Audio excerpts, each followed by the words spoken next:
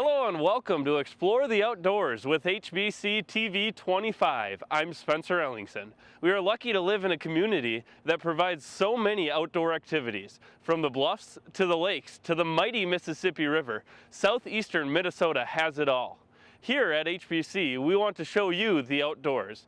In today's show, we meet up with Zach McKinney and head out to Augamine Park to explore the sport of fat tire biking. We also spent time at one of the only man-made ice walls in Minnesota. The city of Winona's outdoor recreation coordinator, Ross Greedy, shows us the unique experience of ice climbing. First, we will head over to Adventure Cycle and Ski and meet up with Zach.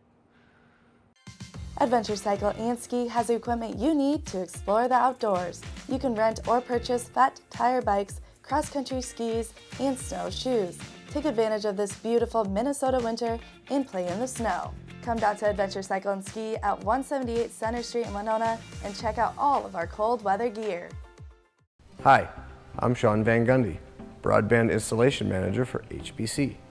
I have been volunteering for the St. Charles Boosters Club for 6 years now. I enjoy volunteering because I love the sport of wrestling, and I love the passion and excitement of the kids. Youth programs like the Booster Club provide valuable skill sets that will benefit all kids that participate. Not only do we work here, we live here, and helping build our community is important to us because HBC is people in your community. Sunshine Refuse is your locally owned and operated choice for trash removal in the Winona and surrounding communities. Owner Tony Buckland built Sunshine Refuse on service, and he and his crew put the needs of their customers first, as your satisfaction is their #1 priority, and you can see it in their work. Put a little sunshine in your day. Call Sunshine Refuse at 507-452-5107 and start your service today. You'll be happy that you did. Hello and welcome to Adventure Cycle and Ski. I'm here with Zach McKinney, one of the employees here and a fat bike expert maybe. We just have a few questions for him. Zach, let's just start out with your personal background here. Where are you from? How'd you get to Winona? Those kind of things. Sure. I'm from Credit River Township, Minnesota. Came here to go to school at Winona State. Just kind of stuck around since. Okay, and what did you go to school for? Recreation and tourism. Okay, that seems to be a common one. Yep. Okay, so what got you into fat bike biking? Been riding bikes pretty much all my life, so it's just kind of a natural thing. Fat bikes came out, and it was a way to continue the sport into the winter.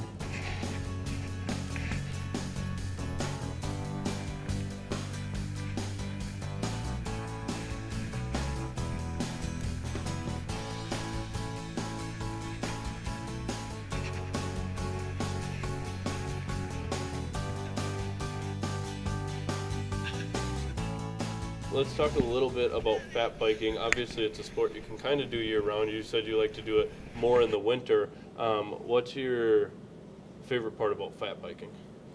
I guess the favorite part about fat biking is just having an opportunity to get outside. It gives you another option. It doesn't require really great snow or conditions, so there's not as many limits on it. What is unique about the sport, maybe in this area and maybe just in general? I think it's a sport that's more popular in the Midwest or kind of the coastal regions. You don't see it as much in the other areas. I think people just aren't really into it. Generally, people are on sand or snow, although you can, use it on dirt or go year-round. Okay, so I'm sure there's a lot of people asking this question right now. What is a fat bike? What's the difference between a fat bike and a regular bike or a mountain bike? Sure. So a fat bike and a mountain bike are fairly similar. A fat bike, the main difference is that you have fat tires. I think traditionally it's defined as like a 3.2-inch or larger tire. They get as large as like a 5-inch tire. So just a lot larger tires that you can float on snow. So we have a selection of bikes here. These are going to be mountain bikes. They're plus-sized bikes, so their tires are a little bit larger. It's kind of a more recent thing between a normal fat bike and a normal mountain bike. And then we also have more your standard hardtail mountain bikes, and then more of hybrid or fitness type bikes. These are kind of some of the most common bikes that people are interested in. It fits the needs of most people. Good solid bikes. Do they do anything different with the tires, or they're just fatter? The tires, for the most part, are just fatter. Sometimes they'll be studded, so that way they don't slip out on ice. The bike itself has a frame that's specific, so it'll fit that larger tire. So it's a thicker frame then? Or wider? Yeah, wider in the fork and in the back. Okay, and do they put like shocks on it or anything, or is it the tire that kind of absorbs the blow, or? Kind of both. A lot of fat bikes are rigid, so no suspension, but some have front suspension and some have full suspension. These are our fat bikes. So kind of the difference that I was talking about with the fat bike is the tire's wider, so it needs a larger space in the fork. Same within the back of the bike to fit those larger tires, and the larger tires are kind of the point, so that way you have more float on surfaces and plenty of traction. We're sitting here at Adventure Cycle and Ski. Let's talk a little bit about the store. Obviously, fat bikes, and you guys rent those out? Yeah, we do. Okay, and how much does it cost to rent out, or how can you rent it out, I guess? To rent it out, it's just first come, first serve. Just show up, and we have some bikes set aside that you can take out. And what else do you guys have at the store? We have basically all varieties of bikes. We also have snowshoes, cross-country skis. As you know, we rent cross-country skis. Yep, did that earlier in the year. Yeah. We also have all, accessories, anything you might need to do any of those sports. Okay, and you can rent everything, or is a lot of the stuff buying, or? Most of it's for sale. We do rent snowshoes as well, but so primarily snowshoes, cross-country skis, and fat bikes. Okay, awesome. Back to the fat bikes. How much, if you wanted to get into the sport, do you know how much like the price range for that is at all? Yeah, so a quality fat bike is going to start kind of around that $1,000 range. So it's not, a super inexpensive thing to get into. But in order to get a quality bike, that's kind of where it's at. Okay, so it's a little more expensive than maybe a mountain bike or a regular bike? Yeah, it's certainly a little more expensive than that. Awesome. Let's talk a little bit about the area that we're in. Winona, obviously a very unique outdoor area. What is unique about the Winona area for fat biking? I think the Winona area, we have the bluffs, we have a few different trail systems in town or close by. We also have the backwaters, so once the backwaters of the Mississippi freeze, there's some space you can go out on there. If you're interested in biking or going out on trails, you can find this map on the city's website. There's other trails as well, but some of those aren't as well mapped. But if you come in here, we can let you know where they are and how to get there and what they're all about. Awesome. And do we know where we're going yet today? I think we might try out Augamine Park. Okay. It's a good, fun spot to start out, especially if it's your first time. It's fairly flat, scenic, enjoyable. And where is that at? It's just across the river, Okay. across the, two bridges. Okay, so we're going over to the bad guy side. Yeah, well, kind of. Just kidding. Okay, awesome. Well, I think that's pretty much everything we got for you. We're going to go out and enjoy some fat bike tiring. Tire biking. There we go. Struggle with that one. Yeah, sounds good. Thank you.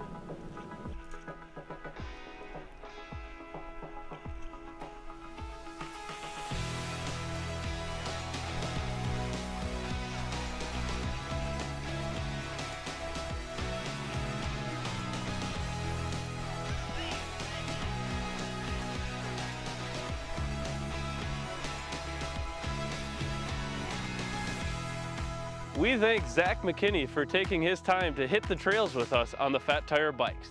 That is a great experience. The beautiful trails, the exercise, and the overall fun you can have with your friends, family, and others who enjoy the sport makes the whole experience worth it.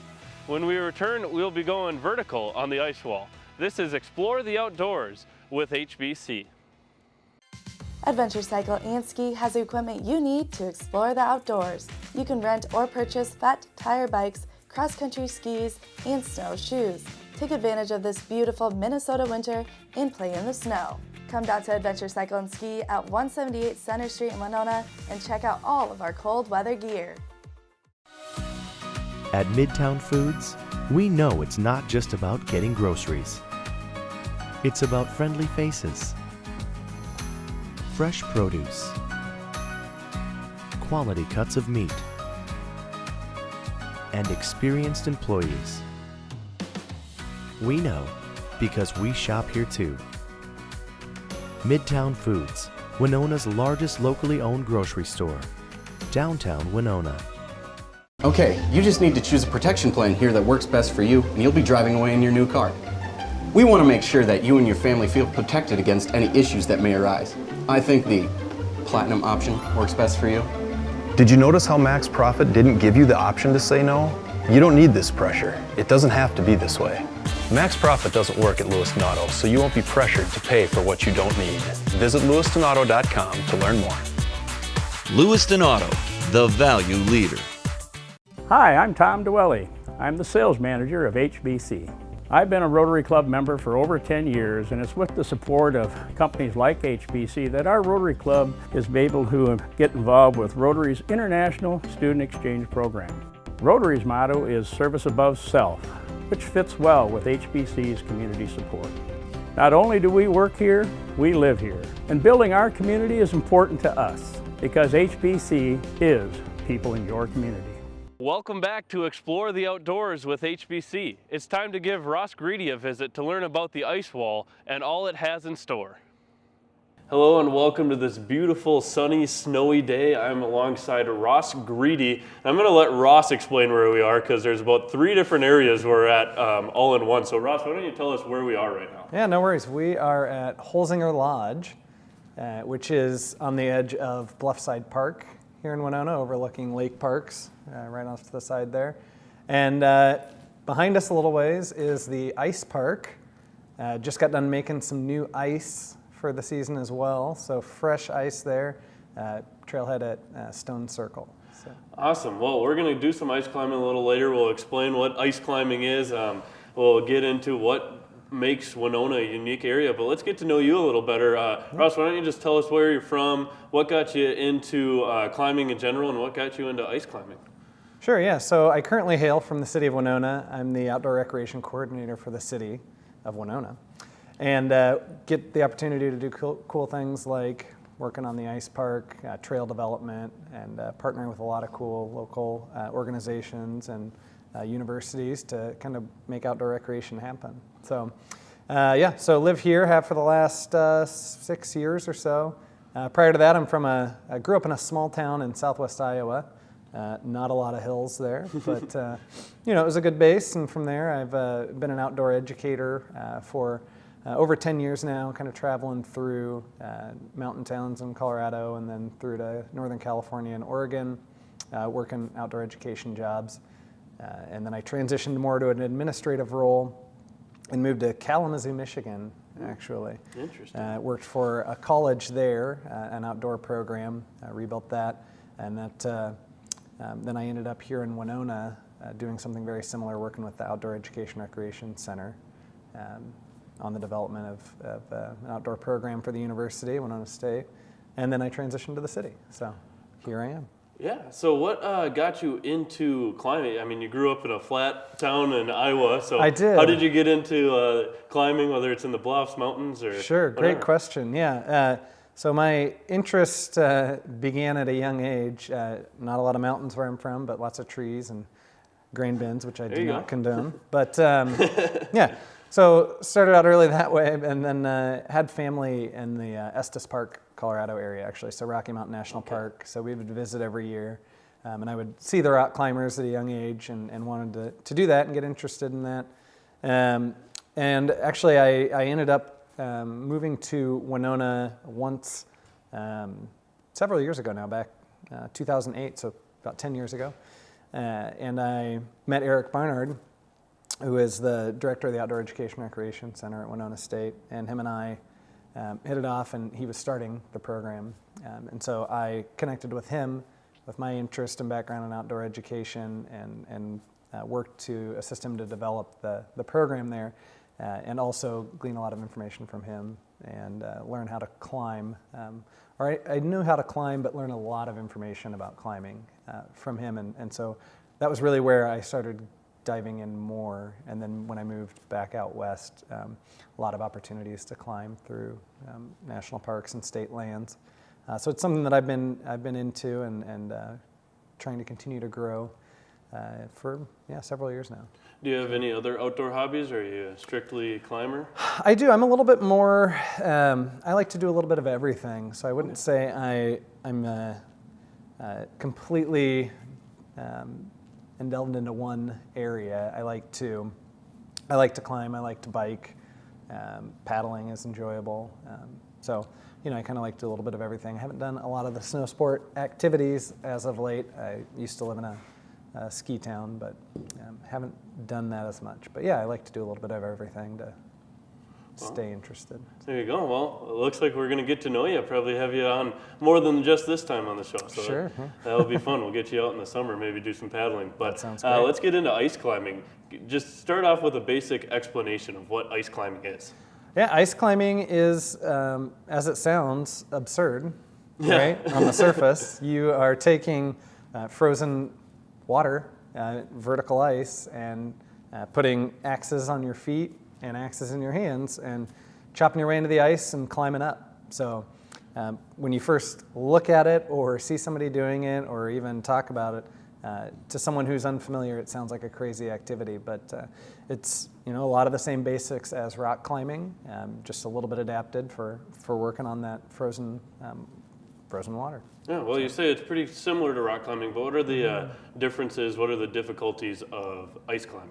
Sure. So ice climbing is different in that you're working on a medium that is more dynamic than rock. So rock does change in shape and texture over time, but a lot longer than you or I will be here, yeah. Right? So, whereas ice is more seasonal, right? So it comes and goes and changes throughout the season based on the temperature. So one of the things that is different about ice climbing versus rock climbing is the fact that the conditions change quite a bit throughout the season, as well as even throughout the day, depending on the temperatures. So you're always kind of getting a new experience every time you go. You can be, yeah. You never know what you're going to get, whether the ice is going to take the equipment really easily or it's going to be really hard and brittle and make it more challenging. So I imagine that's one of the benefits. What are the other benefits or enjoyable parts of ice climbing? Yeah, well, it's a great thing to get you outside in the winter, right? It's easy to, when it's getting dark early and it's cold and windy, it can be hard to motivate to get outside. And ice climbing is a great opportunity to get out and get a good workout and just, keep cabin fever from setting in. So. Absolutely. Well, let's get into how you get into the sport. I mean, it's not really a common sport. A lot of people, not too many people do it, but how do you get into the sport if you want to try it out? Sure, yeah. Here in our geographical location, there are not a lot of ice climbers per se. As you head, further out west or other locations up north where there's more ice available, you start to get more people that do it. But it's expensive as a sport to get into. I mean, you're working with ice axes and crampons are kind of the unique pieces for ice climbing, and then regular climbing equipment on top of that. So when you're looking at ice climbing boots like the ones you're going to be putting on and the ones I have on here, you're talking $500 plus for a pair of boots, and ice tools, run about that and more as well. So it's an expensive thing to get into. So the biggest way to get involved is to have friends that climb, yeah. or go to a guiding business or university that offers programs so that you can try it out, start to get some of the basics, take those classes or pay for a guided experience. And then from there, you might catch the fever and start buying your own equipment. So. Let's get into this area a little bit. We talked about doing some guided tours. Where around here can you find a guided tour, or where can you, try it out for the first time? Yeah, so Winona State University, the Outdoor Education Recreation Center, has some opportunities, largely for students, at least as far as I know right now. It's a student-based opportunity for climbing at the ice park, and they've got a full run of equipment. And then there is a local guiding business that's working to facilitate experiences for folks in the community at the ice park as well. So that's Big River Climbing Guides, I believe it is. So. Let's build more in depth on this area a little bit. What makes this area unique to ice climbing? Obviously, we have a really rare man-made ice wall, but what else besides that, or maybe go more into depth on that? Yeah, so ice climbing, kind of a couple ways that it can come about, right? We've got natural frozen water ice, which you'll see a lot more in geographies with that are more mountainous, more rugged, right? So you think about Colorado, Wyoming, etc. Yep. Those areas in the mountains have ice that forms more readily, and so you've got kind of water ice that freezes up and creates those ice climbing conditions. But there are a few locations here in Minnesota that we get that, but not as predictable as what some areas do, which is actually farming ice. So creating our own ice through a man-made process of, running water when it's really cold, right? Pretty basic, but it has a lot more nuances than you would expect until you start trial and error. But so we are unique in that we're one of only a handful of man-made or farmed ice parks in the United States. We've got a couple of them right now in Minnesota, and there are a couple in Colorado as well. So Sandstone, Minnesota was the first, and then we now, through having worked with them and community members, have been able to create the second one here in Winona. The unique thing about what we've got, in addition to the fact that ice climbing is pretty rare in our area, one of the unique pieces is you look at the features of our landscape, and we've got the bluffs that overlook the town and community as well as the river. So not only do we have ice to climb, but we've got great exposure and views along the way. So it really gives you a feeling that you're a little bit more engaged or involved than maybe you are because you're actually, a 5-minute walk away from grabbing a cup of coffee. Okay, well, real quick, maybe explain that process. I can't imagine it's too easy to just bring buckets of water up and dump it and make a wall. Like, how do you make a wall? Great question, and one that a lot of people ask, and a lot of people asked before we started too. So due diligence is always key. But so contrary to what you might believe, we're not just throwing a garden hose over the edge of the cliff and waiting to see what happens. It's actually a lot more in-depth than that. It utilizes a mix of agriculture irrigation pipe and shower heads. The smaller ones that come down to a mist, so the lowest flow that you can get. And actually, it's that mist, very similar to snowmaking, that forms the best ice. So we run hose from a water source up on top of the bluff to that piping, and then from there feed the shower heads to get the mist, and that starts to create kind of the beginnings of ice starting to glaze over. And then once that happens, it's actually pretty neat to watch. The water flows over the ice that's already created, so it no longer makes contact with the rock or earth at all once we get that first little layer built, and it starts to create pillars and curtains or walls off of that. So you start to get some unique features based on the temperatures and wind, and then as well as any kind of features within the landscape that it is cascading off of. So what's the ideal temperature to start building the wall, and then the ideal temperature to climb? Sure, yeah, great question. So below 32 freezes, right? Here, Celsius as well, but Old English, 32 degrees. We find that's obviously a little too warm because we're right on the cusp of freezing, but we find that once you get a few good days of solid cold temperature for the season, and we start to get some frost in the ground, ideal temperatures for making ice are really in those teens. So high teens, and then at night the low single digits are where we start to make the most. I should say not to make the most ice, but it's the most efficient for making ice. So we're able to make more ice, in a shorter amount of time. Okay, so final question here before we go and try it out, but what are what's the season for ice climbing? When do you guys start making it? When is it ready to go, and when are you done ice climbing?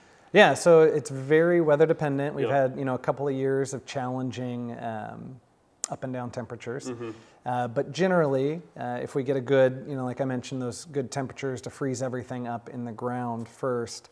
Sometimes we can get that in early December and can be open as early as mid-December.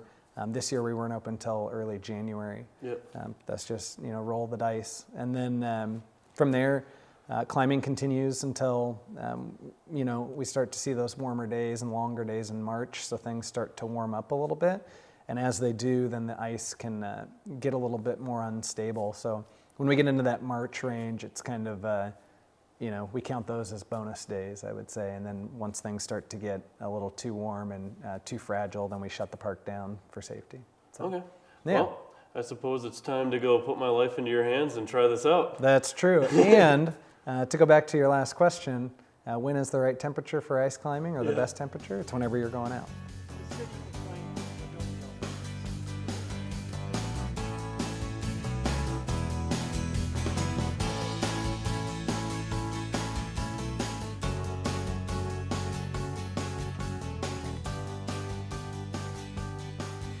Thank you, Ross Greedy, for teaching us all about ice climb. It was definitely a challenge, but something to consider getting into. Adventure Cycle and Ski has the equipment you need to explore the outdoors. You can rent or purchase fat tire bikes, cross-country skis, and snow shoes. Take advantage of this beautiful Minnesota winter and play in the snow.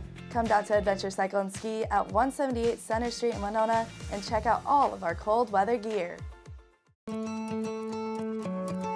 Hi, I'm Megan. I'm an Ultra member, and this is my story. Buying a car can be intimidating. Drive Ultra made it easier than ever to apply for an auto loan. I completed my loan application online and signed all the paperwork electronically. Shortly after, I had a check in my hand and I was driving away in my new vehicle. Thanks to Ultra, I got a low interest rate and the service I received was outstanding. Ultra Federal Credit Union. It's where I belong. Don't miss out on highlights and score updates from your favorite local college and high school athletics by following HBC TV 25 Sports. Follow us on Facebook, Twitter, and Instagram to get up-to-date information on all the games covered by the HBC sports team. Grab your smartphone and add us on Facebook, Twitter, and Instagram at HBC TV 25 Sports. Over the last 30 years, Waukesha Construction Company has helped with the growth and beautification of numerous communities in the tri-state area. We strive to provide excellent customer service with a fair-priced bid on all projects. Our goal is to provide quality workmanship and excellent service in a timely manner. With an outstanding office staff, superior supervisors, and talented tradesmen to complete all jobs at the standard of excellence, our people are what set us apart. Visit waukeshaconstruction.com for information and examples of past and current projects, or call 507-454-2707. Well, it's been a great day, but it's time to say goodbye. We hope you learned something today and tune in next time as we explore the outdoors. For the whole HBC crew, I'm Spencer Ellingson, and this has been Explore the Outdoors with HBC TV 25.